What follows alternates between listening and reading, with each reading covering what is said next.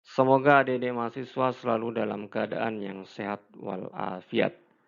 Kembali bersama saya di kuliah tutorial teknologi sediaan steril.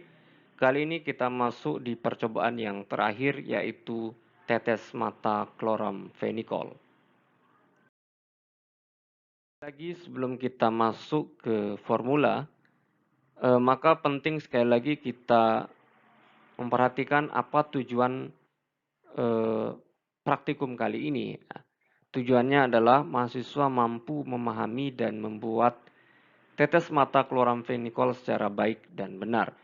Jadi di akhir evaluasi praktikum ini, maka mahasiswa sudah bisa ya menghitung tonisitasnya, kemudian bagaimana cara mencampurnya, kemudian bagaimana cara melakukan pengemasan dan labeling dari sediaan tetes mata ini.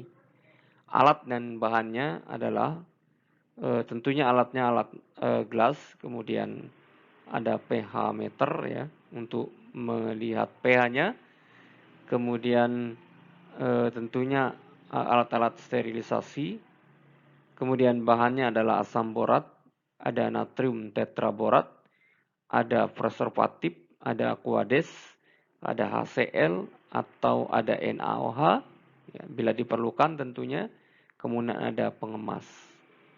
Silakan Anda lakukan karakterisasi dari masing-masing bahan ini di laporan resminya. Asam borat, Anda cari literaturnya, natrium tetraborat, kemudian pengawet atau preservatifnya, ya, dan seterusnya. Silakan nanti Anda sempurnakan di laporan resminya.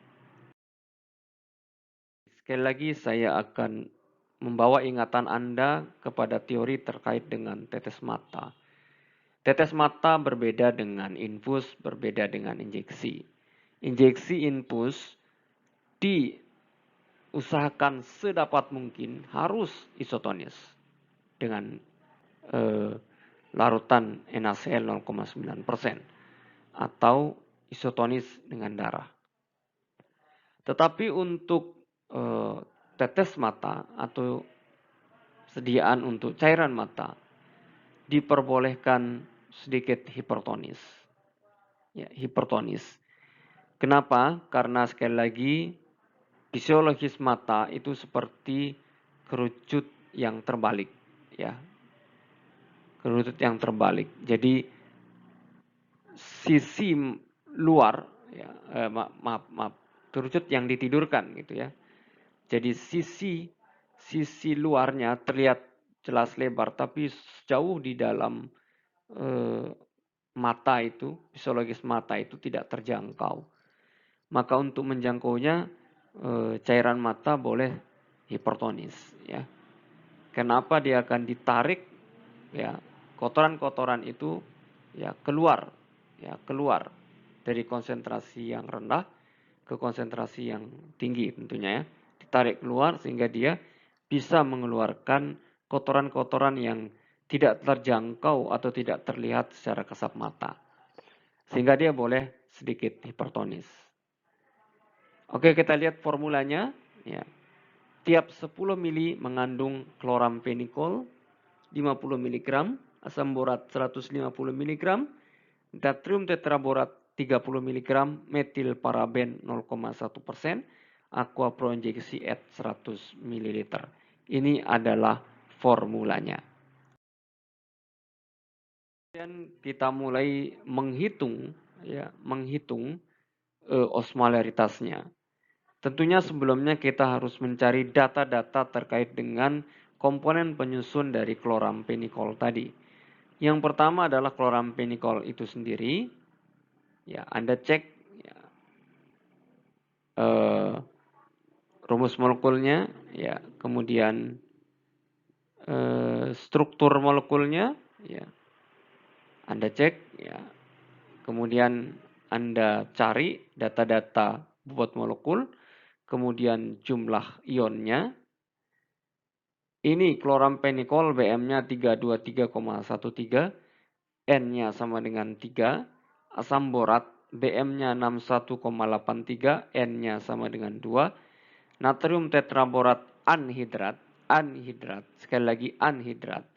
Bm-nya sama dengan 201,22, kemudian N-nya sama dengan 3. Oke, Anda sudah memiliki data ini, maka Anda bisa menyelesaikan perhitungan osmolaritas. Kita lihat di slide berikutnya. Kita lihat pertama kali kita akan menentukan tonisitas dengan korelasi osmolaritas dan tonisitas. Kita akan menghitung osmolaritasnya, memilih osmol per liter. Jadi sekali lagi, zat terlarutnya dijadikan gram dalam liter, ya, gram dalam liter per BM dikali 1000 dikali jumlah ion. Maka setelah dijadikan gram per liter, massa dari chloramphenicol menjadi 5 gram per liter. Sehingga kita bisa memasukkan angka-angka ini ke dalam rumus 5 gram per liter per 323,13 dikali 1000 dikali 3 sama dengan 46,420 miliosmol per liter. Inilah untuk chloramphenicol. Kemudian dengan cara yang sama kita akan menghitung bahan-bahan yang lainnya. Oke, kita lanjutkan dengan asam borat. Sekali lagi, semua dijadikan dalam liter sehingga massa asam boratnya menjadi 15 gram per liter.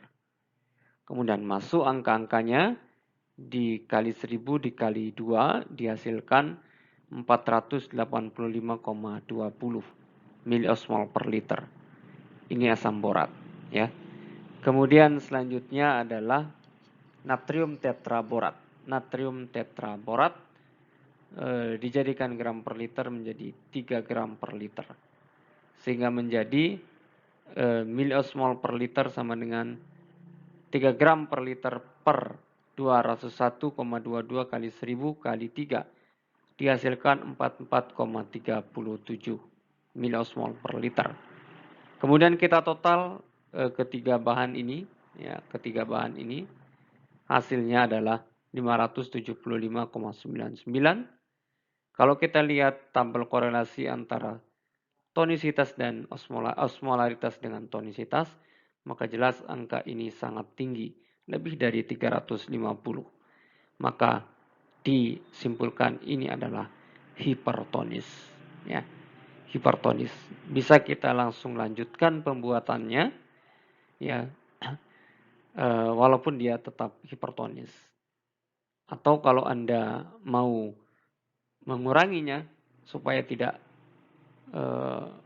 pada kondisi yang hipertonis, supaya tidak berada pada kondisi yang hipertonis, tetapi pada posisi sedikit hipertonis, maka Anda melakukan perubahan formula, ya, merubah konsentrasinya, ya, dari massa obat-obat yang ada di dalam formula tersebut. Saya asumsikan saya tidak merubah formulanya, saya akan melanjutkan untuk membuat produk tetes mata chloramphenicol ini. Sekali lagi, saya akan tidak merubah formula.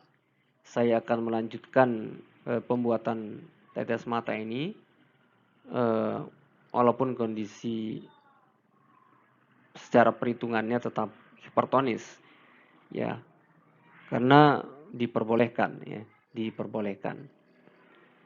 Kemudian saya akan membuktikan, ya, kembali kita buktikan apakah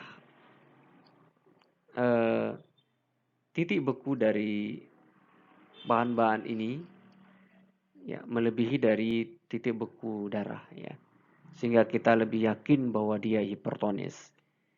Kita lihat chloramphenicol, ya, dengan rumus yang sudah Anda hafal, ya, 1,86 adalah tetapan mikroskopik, ya, dikali 0,05, ya, gram zat terlarut dikali jumlah ionnya 3 dikali 1000 dibagi BM-nya chloramphenicol, kemudian dikali massa pelarutnya, karena pelarutnya 10 ml dikurangi 0,05 gram, maka tersisa 9,95 ml. Kemudian Anda lakukan penjumlahan perkalian, kemudian dibagi, dihasilkan titik buku 0,087 derajat untuk klorampenikol. Dengan cara yang sama untuk asam borat dan natrium tetraborat dihasilkan, saya tidak akan membacanya. Silakan saya yakin Anda sudah paham dan mengerti rumus ini, sehingga saya bacakan hasilnya saja. Asam borat dihasilkan 0,916 derajat, kemudian natrium tetraborat 0,083 derajat. Maka kita jumlahkan totalnya, dihasilkan 1,086 derajat. Sehingga lebih besar dari titik beku darah, 0,52 derajat. Ya, dengan kata lain, jauh lebih besar dari 0,9% NaCl. Sehingga jelas dia hipertonis. Oke, saya tidak akan membuktikan dengan cara yang lain. Ya, cara yang lain itu adalah untuk mengetahui berapa jumlah zat pengisotonisnya. Sementara ini kita tidak membutuhkan itu. Sehingga saya tidak perlu untuk membuktikan dengan cara faktor disosiasi maupun ekuivalensi. Saya hanya membuktikannya dengan cara penurunan titik beku. Kemudian selanjutnya saya langsung ke penimbangan bahan. Anda lihat ini adalah formula asli yang sebelah kiri ini. Klorampenikol 50 mg, asam borat 150 mg, natrium tetraborat 30 mg, metil paraben 0,1%, aqua PI 10 ml.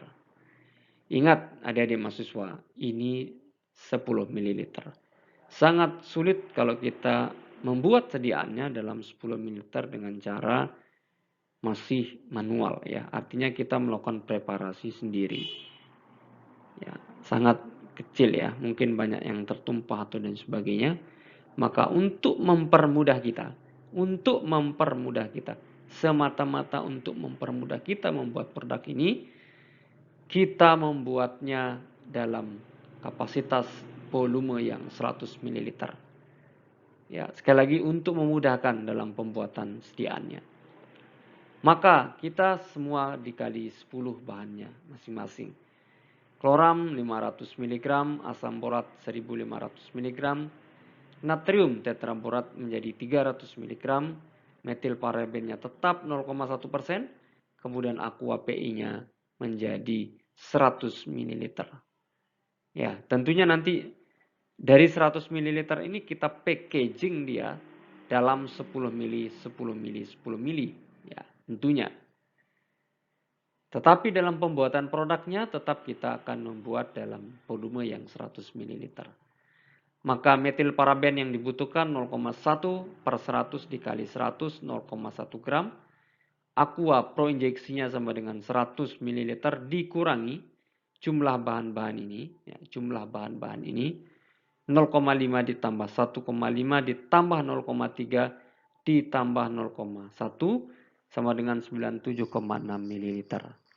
Karena ada proses penyaringan dan proses sterilisasi akhir, maka boleh Anda lebihkan 10 atau 20%.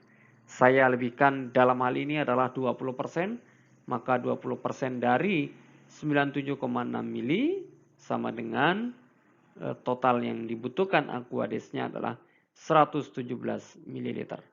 Sehingga Anda membutuhkan volume aquades untuk membuat campuran ini kurang lebih Anda butuhkan adalah 117 ml. Oke, saya ke cara kerja. Ya, tentunya Anda awali dengan proses pencucian alat dan sterilisasi. Kemudian langkah-langkah ini Anda kerjakan di ruang LAF atau ruang steril. Yang pertama Anda bisa larutkan asam borat dan natrium tetraborat dalam aquades ya. Dalam aquades tentunya di wadah yang Anda sudah siapkan ya, misalnya beker gelas. Anda aduk kemudian sampai larut. Kemudian preservatifnya, metil parabennya juga dilarutkan dengan sebagian Aquades yang Anda sudah siapkan. Kemudian dimasukkan ke dalam campuran nomor 1. Kemudian chlorampenicol sendiri dilarutkan dengan sisa Aquades, kemudian dimasukkan ke dalam campuran yang pertama dan kedua ini. Kemudian Anda add-kan sesuai dengan volume. Ya, tentunya Anda masukkan dulu di labu takar 100 ml. Kemudian di-add sampai tanda 100 ya. Kemudian Anda cek pH-nya. Tentunya pH-nya pada rentang 5 sampai 7 ya. Kalau misalnya di bawah 5, Anda tentu menambahkan larutan NaOH. Kalau dia terlalu basah, maka Anda tambahkan beberapa tetes dari HCl. Kemudian setelah itu kita melakukan sterilisasi akhir. Ya, masukkan ke dalam wadah infus 100 ml yang sudah kita kalibrasi ya, volumenya 100 ml. Kemudian Anda tutup dengan tutup karet infus itu. Kemudian kita bungkus dengan aluminium foil misalnya.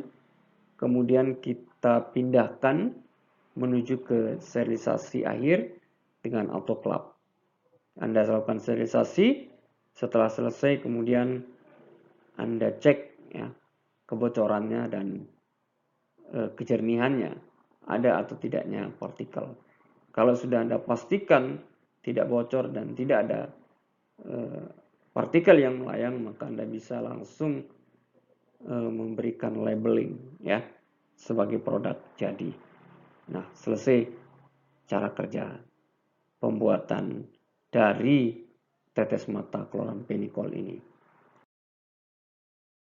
Sekali lagi, ini adalah pemeriksaan fisik ya. pH tadi sudah saat kita melakukan preparasi sebelum melakukan sterilisasi akhir, kemudian kebocoran, partikel, dan kejernihan bisa kita lakukan setelah proses sterilisasi akhir selesai sebelum dilakukan packaging atau pemberian labelnya.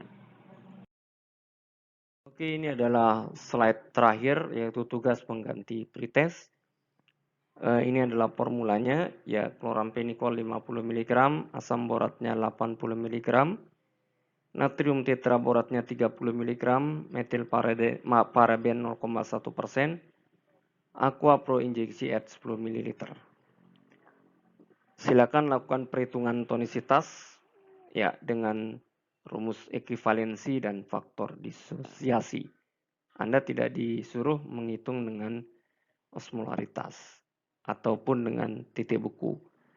Jadi langsung dengan ekuivalensi dan faktor disosiasi.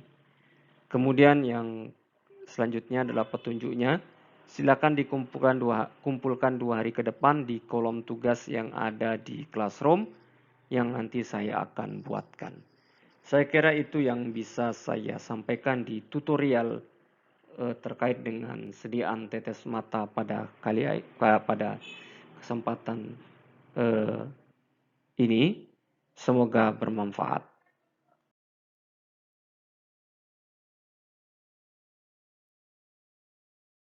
Siswa, sekali lagi semoga bermanfaat dan mudah-mudahan